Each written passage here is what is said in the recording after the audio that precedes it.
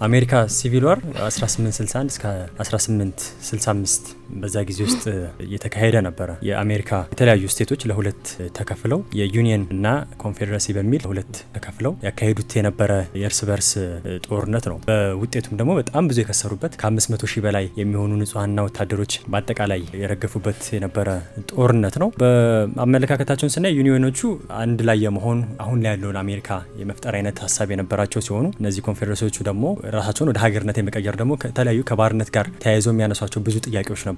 እነሱንም የመመለስ አይነት ጥያቄ ነው የነበራቸው። በዚህ እና በሌሎች ምክንያትም ወደ ግጭት ገብተው ነበር። ግን እዛ ግጭት ላይ ወይም እርስ በርስ ጦርነት ላይ ብዙ ያጋጠሙ ያልተሰሙ ነገሮች አሉ። ከነሱ ነገሮች መካከል ለምሳሌ በጦርነት ወቅት ከተጠቀሟቸው ነገሮች መካከል ይሄ የኤር ባሎን አለ አይደለ? በአየር የተሞላ ፊኛ ነው እንግዲህ ተንሳፋፊ ፊኛ ትልቅ ነው እና እሱን ለጦርነት ተጠቅሞበት ነበር። አላማውም ለስለላ ነበር እና ልክ እንደሆን የቅኝት ድሮን ወይ ሌላ ነገር አልነበረም እና እስከ 305 ሜትር ያህል ከፍታ ወደ ላይ ይሄዱና ወደ ጠላት ወዳለበት አቅጣጫ አድርገው እዛ ይቃኛሉ። ምን ያህል ወታደር አለ፣ ወዴት አቅጣጫ የመሄድ ሀሳብ አላቸው የሚለውን የተለያዩ ነገሮችን ይቃኙ ነበር እና እነዚህ የዩኒየኖቹ ሁለት እንደዚህ አይነት ባሉኖች ነበራቸው። በተቃራኒ የሚዋጉት ደግሞ አንድ ባሉን ነበራቸው እና ግን አሁን ጥያቄ የሚሆንብን ነገር በሰዓቱ ይሄ የኮሚኒኬሽን ነገር አልነበረም፣ የሬዲዮ ኮሚኒኬሽን አልነበረም እና እዛ ላይ የወጣው ባለሙያ በምንድን ነው መረጃውን የሚልክላቸው ታች ላሉት አጋሮቹ የሚለው ጥያቄ ነበረ።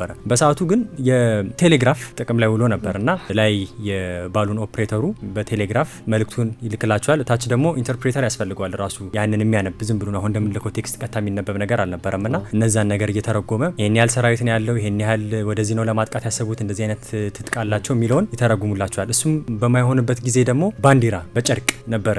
ራሳቸው ኮድ አላቸው። ነጭ ከሆነ ይሄ ነው፣ ቀይ ከሆነ ይሄ ነው የሚል አይነት ትርጉም ይኖራቸዋልና እንደዛ ባንዲራዎቹን ከላይ ሆኖ በማውለብለብ ለሱ አጋሮች ከርቀት መረጃን ያስተላልፉ ነበረ ማለት ነው። ሌላኛው ከባህር ጠላቂ መርከብ ጋር በተያያዘም ደግሞ ትልቅ ታሪክ የተሰራበት ጦርነት ነው የነበረው። በእርግጥ ይሄ የሰብማሪን እንደ አውሮፓውያን አቆጣጠር 1620 ላይ ቢፈጠርም ግን ደግሞ ያን ያህል ውጊያ ላይ ውሎ ያን ያህል ስራ የሰራ አልነበረም። ለመጀመሪያ ጊዜ 1864 ላይ ነው የኮንፌዴሬቶቹ ኤችኤል ሃንሊ የሚባል ሰብማሪን ነበራቸው እና ያንን ሰብማሪን ተጠቅመው በውትድርና ዓለም ወይም በጦርነት ዓለም ለመጀመሪያ ጊዜ ጥቃት በማድረስ ኢላማውን ያሳካ ታሪክ በመባል ተመዝግቧል። ፌብሩዋሪ 17 1864 ላይ ማለት ነው። የነዛ የዩኒዮኖቹ ሃውሳቶኒክ የተባለች መርከብ ነበረች። እሷን መጥቶ ነው ከጥቅም ውጭ እንድትሆን ያደረገው ማለት ነው እና በታሪክም የመጀመሪያ ተብሎ ተመዝግቦላቸዋል ማለት ነው።